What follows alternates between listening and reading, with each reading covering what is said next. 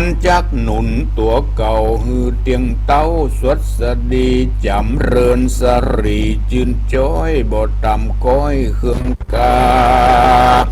ก็จริงปากันมาพร้อมหน้าฟังตั้งอกตั้งใจฟังธรรมจุงดาจำติดต่อตามบทบาทข้อบาลี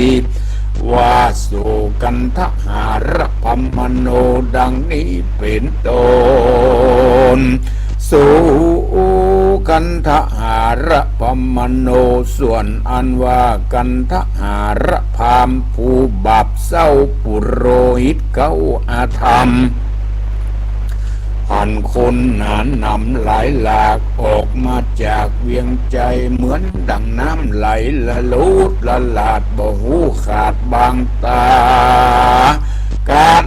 นาอ่านหมื่นนาบทจื้นสักคนพองตีอกตนทัดถาบน้ำตาอาบยัวปางพองจ๋าเสียงดังเอินด่าด้วยกำหยาบจ้านาคุณก็ไหลมาบ่พรตีมควายบอนสนามกันทหารพามปู่เท่าก็กึดเล่าคันนองหมายว่าคนตั้งหลายสะสู่พอบ่หูเป็นภายเยี่ยวคนในเตรียมบาทแห่งเจ้าน้อยนาถอุปราชามันเครื่องกาหลายโขดกาเตียงฆ่าเราตายหรือเป็นสายเชื้อเผ่าแห่งนางนอนเน่าราชาหรือเป็นสายวงศาพี่น้องเกิดรวมต้องของเศรษฐีมันเครื่องขี่ไม่มาเตียงมาฟักฟาดแต่งฟันหรือเราดับขันด่วนสันบทได้อยู่มั่นเมินนานพรามสามานใบบอดขันนิงสอดพุทธสุดไปก็ฮือพวกน้อยหลายแกว่นใจหับประตูไว้บัดเดียวบ่ฮือคนเตียวโพดออกมาไปนอกเวียงใจทัดนั่นไปแถมเราพามปู่เท่าปาลาก็ฮือคนต่างตาน้อยใหญ่เวทล้อมไว้จุกำจุปลายบ่ฮือไผยิงใจไผไตได้เข้าใกล้เล็งหันยังโรงปุจจยันใหญ่กว้างอันมันหากสร้างต่างตาเปื่อฮือพญาธิราชเอาดาบฟาดฟันสับปันยังหน่อขุนธรรมยศใหญ่และนางนาไทยเทวีตั้งเศรษฐีจ้างมาฮือความนาตวยการเยี่ยวคนหันตอนหน้าจักโขดก้าปานไฟแล้วยับมันไปฟันฟาดคือชีวิตขาดบัดเดียวมันจริงรีบเร็วตึดไว้บ่ฮือคนน้อยใหญ่เล็งหันก็มีหันและนาอันว่าคนตั้งหลายมวลหมู่อันจอดอยู่แดนไก่บ่มีภัยคนใดแต่ใส่จักได้เข้าใกล้เล็งหันอกเป็นควันไม่เอาอดใจเฝ้ารอราเต้าแลตาสั้นพอตุกสุกพ่อหัวใจพ้องก่อนนี้ไกลจากหมู่เข้าไปสู่อุทยานดอกดวงบานหลายสิ่งวันน่ะยิ่งหลายสีกันทะมีบ่อผ่อนหอมควายบ่อนอาณาแต่เตรียมดาลวงแล้วเขามาแอวสวนหลวงหันปันปวงดอกซอยใจจื้นจ้อยจมบานลืมทุกผ่านกันอยากลืมลำบากเคืองกาบัดนี้นะมัวมาแล้วหันดอกดวงแก้วหลายสีพงบานดีขี้สวยดังเป็นดอกมวยรวยรากินคันธารถเราบ่สาบเข้ารูดังแต่ก่อนฟังนกร้องเสียงมีก้องอุทยาน ปาใจบานหลายหลากบัดนี้หากเหมือนหูดังดักฟังดูแต่สายดังเสียงร้องไห้ยิงใจคนตั้งหลายทวนหน้าใจปั่นบ้าเววาหันแรงกามาใกล้จับกิ่งไม้ไปบนต่างก็เรรนกล่าวเสียงว่าดูราแรงกาดามของกินลำสู่เจ้าหากมีมักเต้าถมนาเหตุพญาเจ้าฟ้าจักค่ำค่าฝันแต่งยังสายรมแปงลูกเต้านางหนอนเน่าเตวีตั้งเศรษฐีพ่อกาตั้งจ้างมาและงัวปีของกินดีหลายหลากสู่ใครอยากอันใดจุงกินตามใจมักไฟมีบ่ไรหลายลาม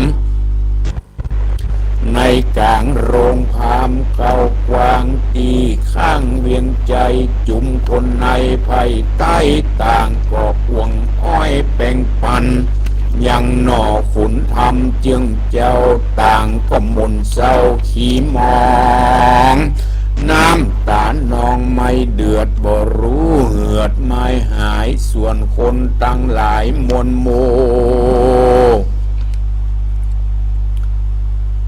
อันตั้งอยู่ภายในต่างก็มีใจไว้วันบ่ตั้งมั่นวิวนท่องเตียวหนไปสู่ยังตีอยู่ผางกาแห่งหนอพุทธาหนุ่มเนาหันภาษาเป่ามองได้บ่หันตนคำใจหนอแก้วดังล่วงแล้วเดิมมาหีดว่านางกัญญาอ่อนน้อยได้700เป็นพมานตัวตั้งนางนงคานงามอาจคือนางน้อยนาฏจันตะเทวีตัวหนอมุนีบุญมากออกไปจากเวียงใจจริงบ่มีไผอยู่เฝ้าละภาษาเป่ามองสีเจ้ามันหนีเสียกว่าจะได้ความหน้าเมื่อมอนย้อนป่อผู้ทอนยศใหญ่อาจยาใส่ตกติ่งเขาฉันเล็งตาพอภาษาจ่อดูมองพอดิ่งตองย่อนห้อยตามน้ำย้อยใจขาลมเจยมาถูกตองเสียงมีกองวอนหู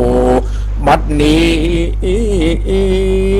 ก็ดูหันหลากดิ่งตองหากนิ่มสาวดังจักมองโศกเศร้าเหตุว่าเจ้าหนีหายคนยิ่งใจใหญ่น้อยต่างก็ต่ำก้อยมองผ่านพอปันลังการอาจราชอาจตั้งเครื่องราชจองนอนสลีมอนสลีมอนเครื่องงาตั้งผืนแผ่นผ้ากาสีและบังดีกามากบัดนี้หากดูมองย้อนเจ้าของภาคหน้าคนบาปกาปาไปจุมคนในภัยใต้พ้องหันลูกไม้บุปผาตั้งอำพาหมักม่วงอยู่ในขวงหอคำก็ไข่กำรำร้อยวัดดูราดอกสวยลายสีเจ้ามึงหนีเจียนจากพวกน้อยลักป่าไปสู่เตียงมีใจโศกเศร้าดังตูคายิงใจดอกตั้งหลายเมื่อก่อนนาบานจุกบ่อนน้ำนากินคันธารถเราหอมตัวเต้าเด่นไก่ปีฉันใดวันนี้ดอกมันบอกกี้พายเผยมินเพิ่งเลยละไว้บ่มาใกล้ลงตอมดอกเกยหอมสะสาดบัดนี้หากหายขาดการอามลูกไม้งามลายสิ่งละสะยิ่งหอมหวานคือเป้าตาลกล้วยอ้อยหมากไฟห้อยจำลำหมากม่วงคำสุกเข้มปานดังแก้มสาวรามลูกหล ายหลามสะพรูพองห้อยอยู่ปลายเฟยสูดล้ำเลยหลอนความตกอยู่หันดินทรายปุ่นดีเสียดายบ่แล้วหมากม่วงแก้ว3 ปีลูกก็งามดีหลายแหล่หล่นลงแผ่ถมทองหาเจ้าของบ่ได้เหตุพระนอไทยองค์คำตั้นได้นำไปฆ่าฮือความหน้าเมื่อมอนจุมบุปผาลายซ้ำลูกไม้พร่ำเหลือหลายเจ้ามันหายละลางปีนสวนห่างมองขีเจ้าปุรีภัยไตหมองมนไม่เวราริล่ำจากก่าวถอยมีบ่อน้อยหลายประการ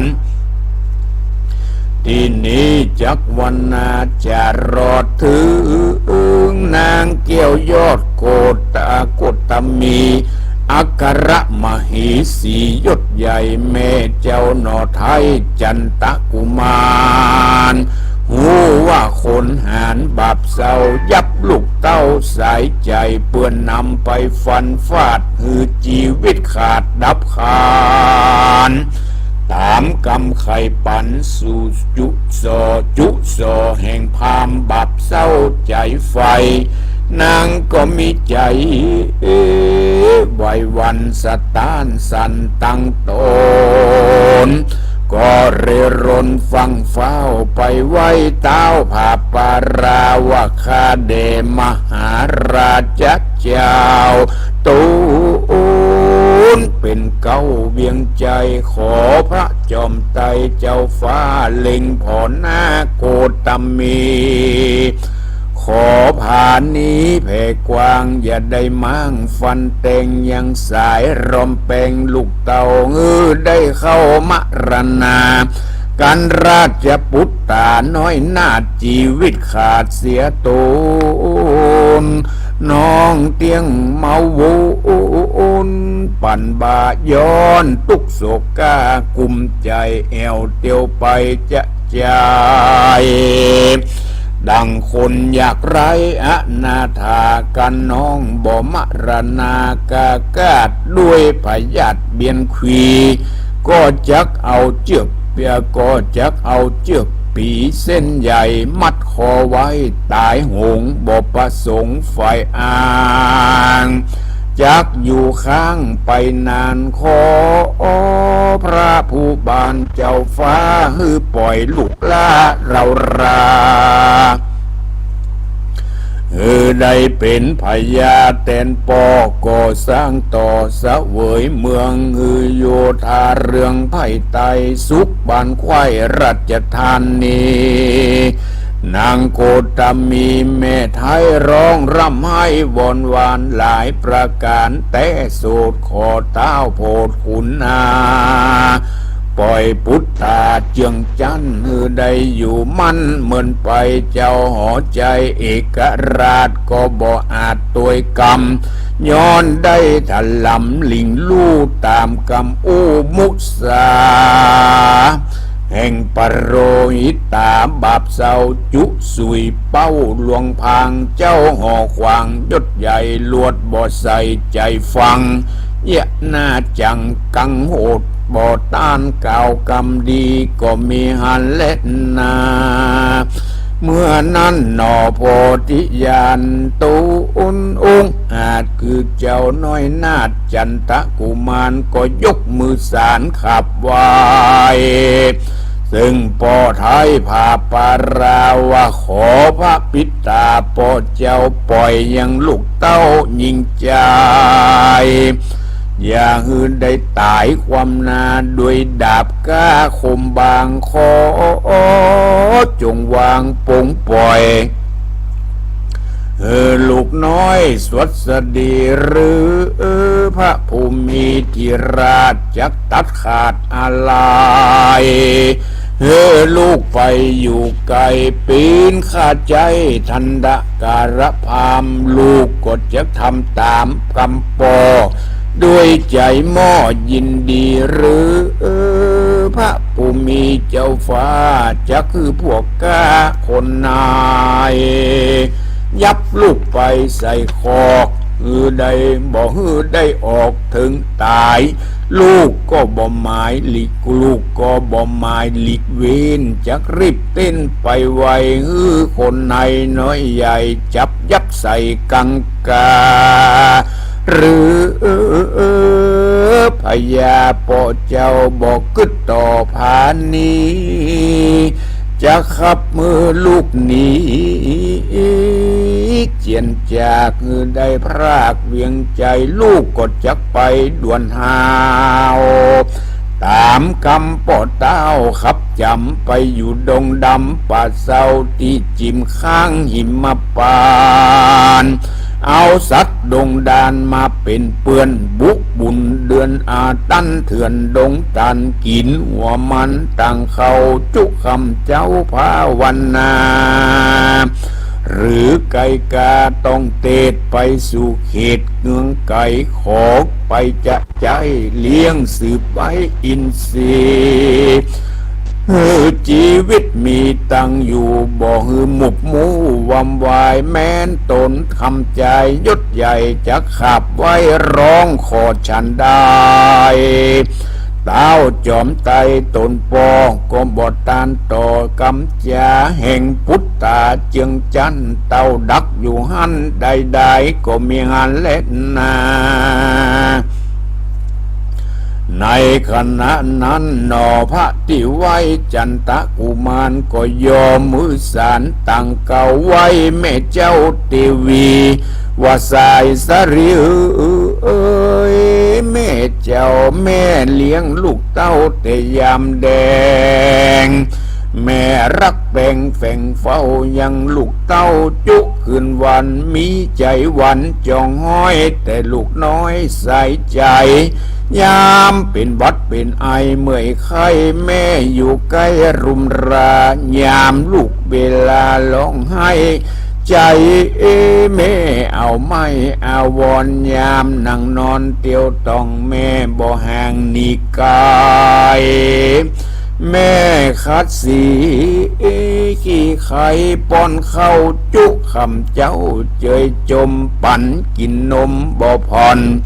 ยามลูกน้อยอ่อนเววาแม่สอนจาก่าวอู้สอนหูหันสาย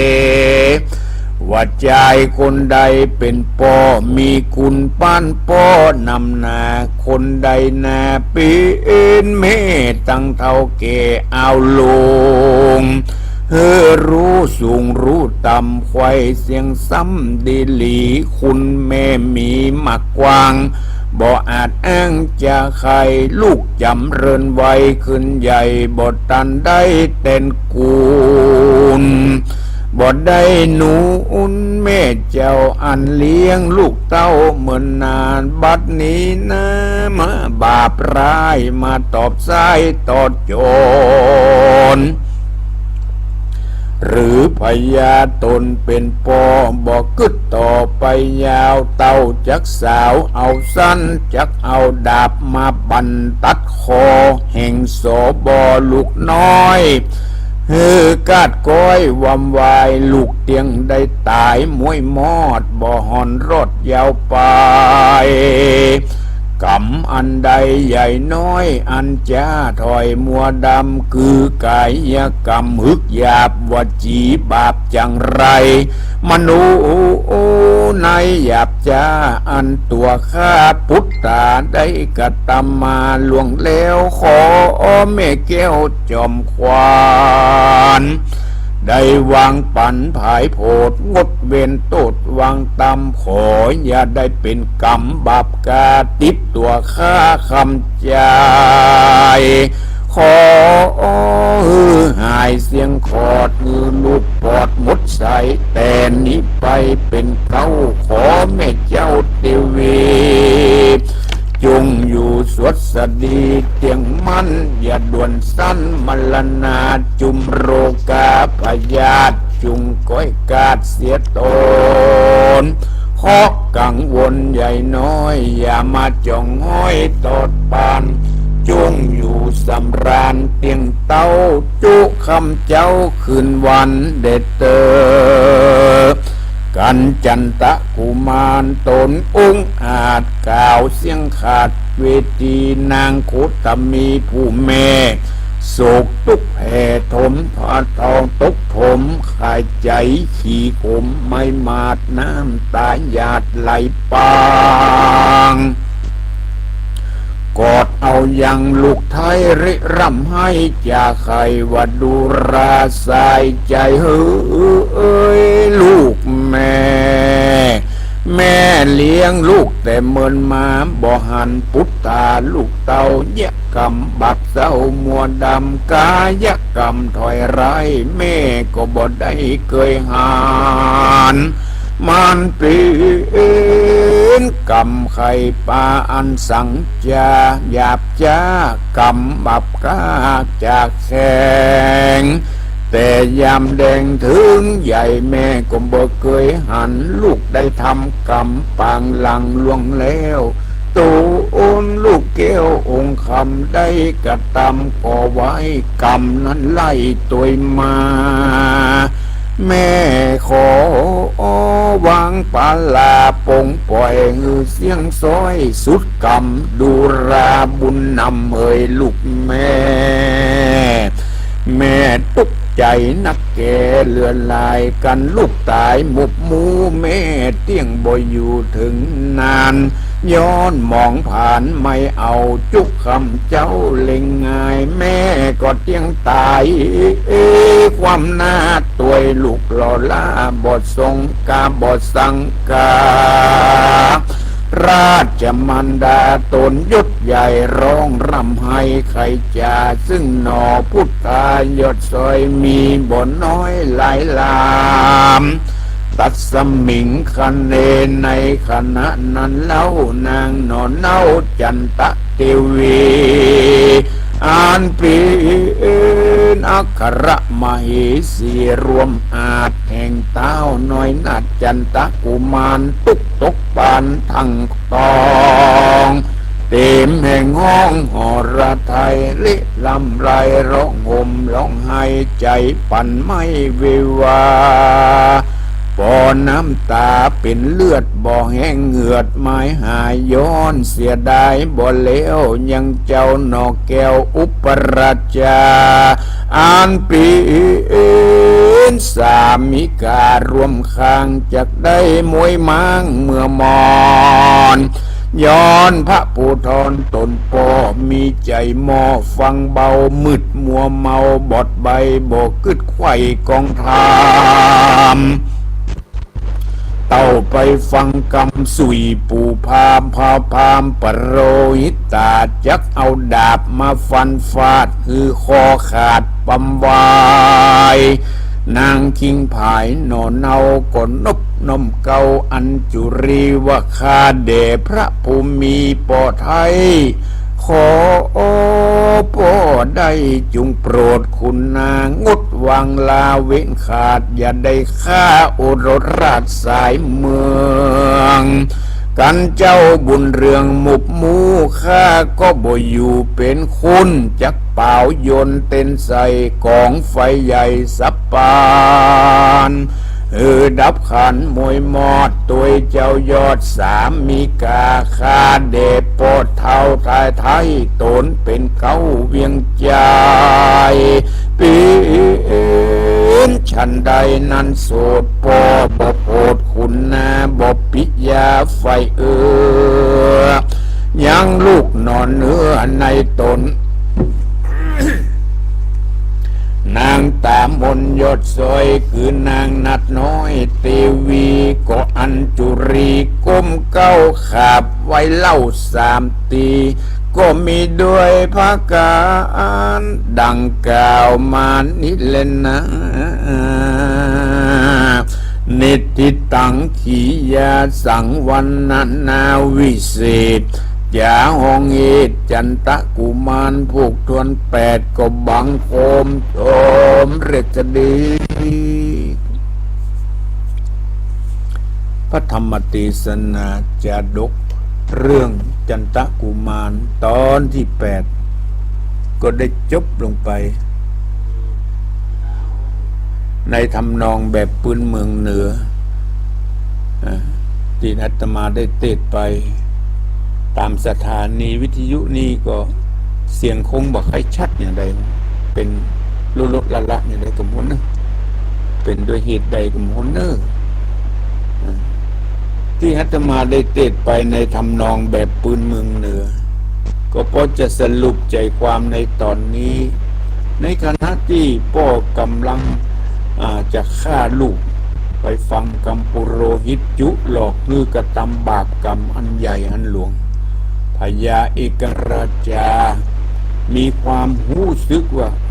มีความเข้าใจว่าเขากำลังถูกหลอกกันอย่างไรที่กำลังถูกพามยุยงให้เข้าใจผิดในเรื่องดังกล่าว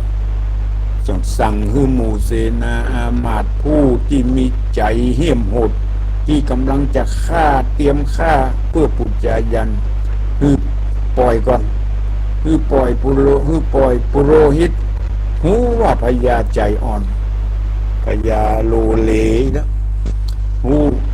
ก็เลยไปกราบเรียนยังพญาเอกราชาว่าเป็นอย่างใดท่านมิใจโลเลเนี่ยท่านบัดตัดสินใจท่านไปฟังคนอื่นยุยงท่านอยากขึ้นสวรรค์ต้องมีจิตใจเข้มแข็งกะผู้พามมาเตือนท่านอย่าทำจิตใจไว้วันกะท่านอยากไปเกิดในสวรรค์ต้องตัดสินใจต้องทำจิตใจเข้มแข็งคนหนึ่งอู้เป็นอย่างหนึ่งคนหนึ่งอู้เป็นอย่างหนึ่งพญาเอกราชาถึงจะมีภัยมาบอกมาอู้มากล่าวอย่างใดก็บอกฟังไปฟังปุโรหิตผู้บาปไปมาจุบมาหลอกมาเป้ามาลมปุโรหิตก็เร่งเพื่อจะทำพรีกรรมเพื่อจะฆ่าปัดคอเพื่อจะรีบเร่งในขณะที่รีบเร่งนั้นเจ้าบ้านเจ้าเมืองก็แห่งกันมาแหละหลั่งไหลกันมาเพื่อจะมาทำร้ายปุโรหิตที่ปัจจุมาหลอกมาเป้ามาลมพญาเจ้าเมืองเมื่อเป็นอย่างนั้นพญาปุโรหิตผู้ใจบาปก็สั่งคือปิดประตูบ้านประตูเมืองก็คือไผเข้าออกแล้วแต่พยายามจะรีบทำพิธีกรรมนางจันทกุมารผู้เป็นอัครมเหสีของจันทกุมารก็มาอ้อนวอนก็มาขอร้องอ้อนวอนต่อพญาเอกราชาแห่งคนหนึ่งก่อนที่พญาเอกราชาจะตัดคอลูกทั้งสี่พร้อมทั้งจ้างม้างัวควายอย่างละสี่พญาเอกราชาผู้นี้จะมีใจอ่อนที่นาง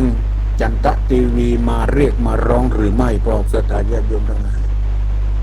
พญาเอกราชาจะใจอ่อนหรือไม่จะเชื่อนางจันททีวีที่มาขอร้องว่าจะไป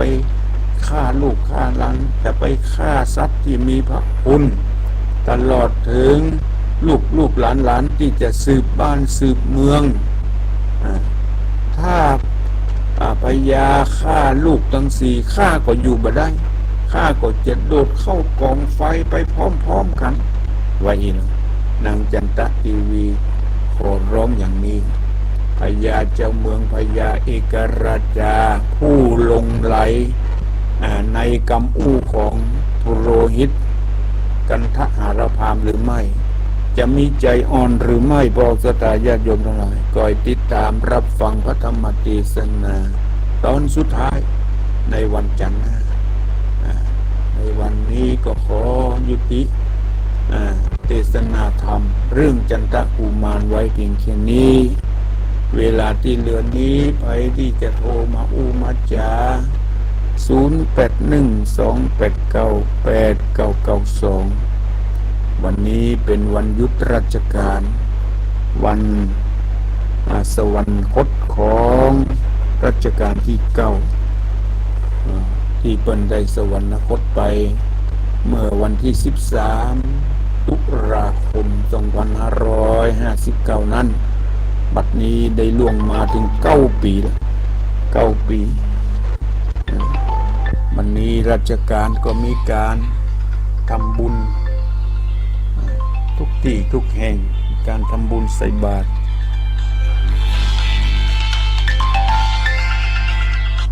เจริญพรไปจ้าพระพุทธเจ้าในการเรียนเลิศโตมาจากไหนจากแม่เรือนเป็นต่อวังเหนือลำปางเจ้าแม่เรือนฟังชัดเจนก่อนที่วังเหนือจากจะเป็นเรียนยาวขึ้นเจ้าขึ้น90ดารุณีเนาะแม่เรือนสบายดีเนาะ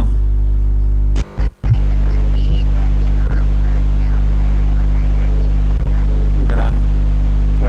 อยรักษาสุขภาพกันเด้อบุญรักษามีสุขเจริญพรลงใส่ฝนเนาะเสียงเฮ้ยนี่คิดบัดไฟชัดเจนเท่าใดนะเจ้ามันดังเจ้ามันดังลูกคนที่นั่นทำมาว่าเดี๋ยวเจ้าได้หมอเป็นยังไงนะพอเปิดวิทยุฟังกับเสียงก็บ่ค่อยชัดบ่ค่อยหมดออกมาที่แรกมันถึงขั้นละนั่นแหละการนี่ฟังชัดเจนดีก่อนชัดเจนเจ้ามีเสียงผู้รบกวนนี่นะเป็นยังไงหัวเนาะเสียงนี่กระชัดเจนอย่างนี้รู้ละดีละดีตอนนั้นมีเสียงศูนย์เสียงอีกไม่ได้มีสีโซ่ซ่าหน่อยนะเจ้ามันดังได้ผมเสียงมันดังออกมาตัวเองไงโหจะแก้ไขยังไงขอบคุณแม่หลวงเนอร์กำลังใจถ้าว่าครูเจ้ากับแม่ชายเจ้าดีมีสุขเจริญปนไอ้ชายเจ้าโทรมาจากไหนแม่รู้ผีบ้านแน่ฉันรู้เพียงจังหวัดน่านเนอะผู้เพียงจังหวัดน่านที่จังหวัดน่านฟังชัดเจนดีก่อวันนี้ทั้งบดีเจ้าฟังง่ายๆตาทุกคนหมอก็บดีเหมือนกันตาเกี่ยวกับขึ้นเกี่ยวกับขึ้นเนาะ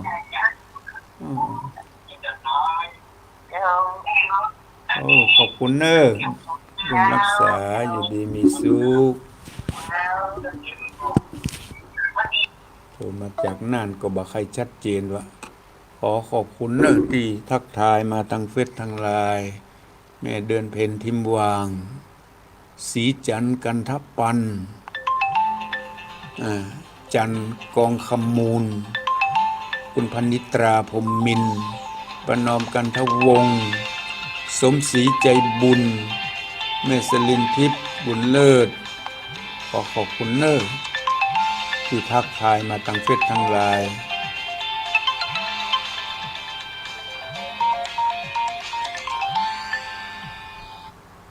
เจริญปนไปสาเจ้าแม่พังอยู่เนอร์โทรมาจากไหน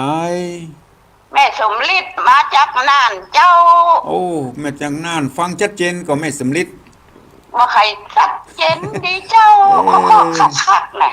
มันเป็นเหมือนกันหมดอ่ะเป็นเตตังใดกับหัวเนอร์คำอู้นี่อย่างคำอู้อีชัดเจนดีกว่าแต่ก็ชัดเจนดีเป็นชัดเจนดีเนาะเจ้าเป็นแต่ไม่ก็เจนใหญ่กับหัวเนอร์เป็นแต่อย่างไรกับหัวเนอร์เจ้าขอบคุณแม่สมฤทธิ์เนอร์เจ้าไว้สาเจ้ามาจากน่านเจริญปนจ้าไปจากกันโอ้โทรมาจากไหนมาจากป่าเป้าปูหนองครับโอ้มาจากปุ่นหนองพ่อบุญธรรมเสียงว่าใครชัดเจนจากสัญญาณเนาะเหมือนกันหมดเหมือนกันหมดโอ้โหอาหิวนั่นน่ะฟังวิทยุก็มาค่อยชัดเจนเท่าใดนี่เป็นอย่างใดก็มันเนอะมันเป็นวันเสียก็หาวันติดกับเสียติดกับจันทร์เดินเกี่ยงเพิ่นเฮาว่าวันเดินเกี่ยงเพิ่นเฮาว่าเสียติดกับจันทร์ครับอาจารย์สัญญาณบ่พอเข้าใจมั้ยเนาะเส้นสัญญาณเกี่ยวกับคลื่นเกี่ยวกับอินเทอร์เน็ตเนาะครับมันบ่มีสายมันไปตามอากาศ ครับ ขอบคุณพ่อบุญธรรมปงหนองเวียงป่าเป้าเจริญปอนครับขอบคุณคุณแม่สิจันกันทปันแม่สิจันกันทปันแล้วก็มีภาษาอังกฤษนี่ภาษาอังกฤษนี่อ่านมาออกนะอนุโมทนาสาธุภาษาอังกฤษขอขอบคุณทุกเสียงทุกสายที่ได้โทรมาอู้มาจาวันนี้เป็นวันสำคัญดังกล่าวเป็นการน้อมรำลึกถึงพระมหากรุณาธิคุณที่ในหลวงรัชกาลที่9ได้ทำคุณงามความดีไว้หลายสิบกว่าปีมีโครงการพระราชดำริแห่งนักนาป่าป้านถือว่าเป็นวันสำคัญอันหนึ่งเป็นการน้อมรำลึกถึงเป็นการทำบุญอุทิศและเป็นการแสดงออกซึ่งความกตัญญูกตเวทิตาต่อพระมหากรุณาธิคุณในหลักธรรมของพระพุทธศาสนาเพื่อก็บอกว่าการแสดงออกซึ่งความกตัญญูกตเวทิตาต่อผู้มีพระคุณเจริญปอนเจ้าหลวงปู่วันนี้เครื่องของหลวงปู่เป็นวัดเป็นวัดมันบ่ค่อยดีแม่จงดีมันมันเสียงเป็นวัดเป็นวัดโลละอย่างใดก็ฮู้นะเป็นเป็นอย่างใดก็ฮู้เหมือนกันหมดอ่ะเป็นกันค่ะในวิทยุก็เหมือนกันมือถือก็เหมือนกันหลวงปู่อย่างเดียวกันตึงเฟซตึงไลน์จ้ะแต่ก็ฟังหลวงปู่เมื่อเจ้าก็ฟังอยู่เนาะแล้วล่ะสุโสชันสายขอบคุณแม่จงดีเนอะที่ถามมาว่ามีกฐินวันใดมีกฐินวันที่2 พฤศจิกายนเนอะเดี๋ยวแล้วจะฟังเป็นห่วงนะหลวงปู่เนาะมีโอกาสร่วมทำบุญกฐินของวัดไซมูลวันที่2 พฤศจิกายนเวลาบ่ายโมงเนอะเจ้าไหนได้โอนไปเป็นอย่างเนอะมีคุปปี้ทุกแห่งพอคนขอบคุณแม่จงดีเนอะกฐินแต่มันอยู่ทั้งเมืองฝางมีทุกวัดแต่หลวงตามีเหมือนกันทุกวัดทุกวาเจริญปอนคุณรักษาเนอะแม่อุ้ยเนอะแม่จงดีเนอะเจ้านมัสการเจ้าค่ะเจริญปอน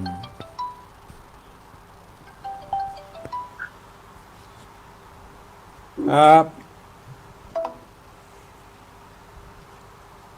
ใครโทรมา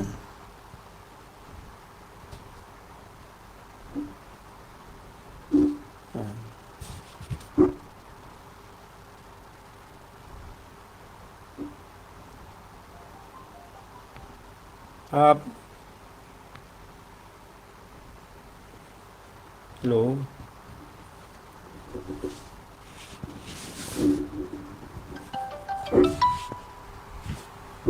ครับแล้วก็เกิดอะไรก็เลิกเกิดอะไรก็ท่านโอ้ครับคร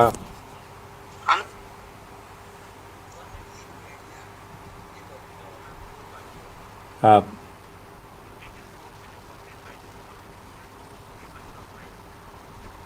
บ่าย2น้อง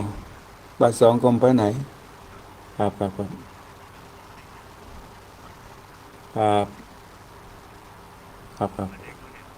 วันนี้ไปไหนครับ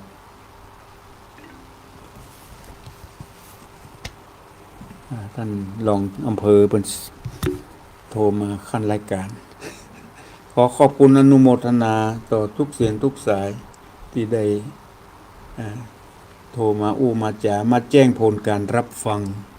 วันนี้เป็นวันสำคัญดังกล่าวเป็นการแสดงออกซึ่งความกตัญญูกตเวทิตาต่อพระมหากรุณาธิคุณดังที่ได้ค้างไว้ในหลักธรรมของพระพุทธศาสนาของพระสัมมาสัมพุทธเจ้าเพื่อนก็ได้กล่าวไว้ว่าการแสดงออกซึ่งความกตัญญูกตเวทิตาต่อผู้มีพระคุณที่เรียกว่าปุพการีบุคคลผู้ทำอุปการะก่อนก็มีพระพุทธเจ้าพระมหากษัตริย์ครูบาอาจารย์พระสงฆ์องค์เนน ตลอดถึงปิตามารดาปู่ย่าตายายนี่4ประเภทเนี่ยปอกสถาญาติโยมทั้งหลายเปิ้นฮ้องว่าเป็นบุพการีบุคคลผู้ทำอุปการะโดยบักคิดทำเป็นตามหน้าที่โดยบักคิดอย่างคือทำไปตามหน้าที่เป็นบุพการีทำหน้าที่ของเปิ้นพระพุทธเจ้าก็มีหน้าที่อบรมสั่งสอนธรรมะที่เราจะต้องเคารพต่อพระพุทธเจ้าก็คือได้แก่การนำคำสั่งคำสอนมาประพฤติปฏิบัติเคารพกราบไหว้บูชาในพระพุทธองค์พระมหากษัตริย์เราจะแสดงออกซึ่งความจงรักภักดีก็เคารพต่อกฎหมายบ้านเมืองเคารพต่อพระบรมรูปเคารพต่อกฎหมายบ้านเมืองอย่างนี้จงรักภักดีต่อพระมหากษัตริย์นี่เป็นต้นเจริญพรเจ้าไอ้สาเจ้าทำกระปูแม่ไม้โทรมาจากไหนนี่คือสมัยลำพังเลยเจ้าโอ้แม่พิสมัยเจ้าสัญญาณตรงไข่ชัดเจนนั่นแหละเหมือนกันเราได้รับก็เจ้าเราได้รับก็เทศไปในคอมอ๋อเรื่องโซสามเหมือนกันนะเจ้าเหมือนกันหมดเจ้าแม่พิสมัยอยู่บ้านอย่างก็อยู่บ้านนางแลเจ้านางแลปงยังคงทางชัดเจ้าโอ้นางแลท่านสุทัศน์นั่นเนาะท่านอย่างก็ท่านพิสิทธิ์เจ้าชื่อเดิมเพิ่นสมพงษ์สมพงษ์เป็นคนตั้งป่าซางนี่นะเจ้าป่าซางเจ้าแม่แรงป่าซางเจ้าแม่แรงป่าซางเจ้าอยู่ใกล้ๆกันนี่แหละเจ้าอะไรป่าซางก็ไปบ้านเปิดตักมานะเจ้าอ๋อมันอยู่แม่แรงเจ้าถามว่าโอ้เด็ก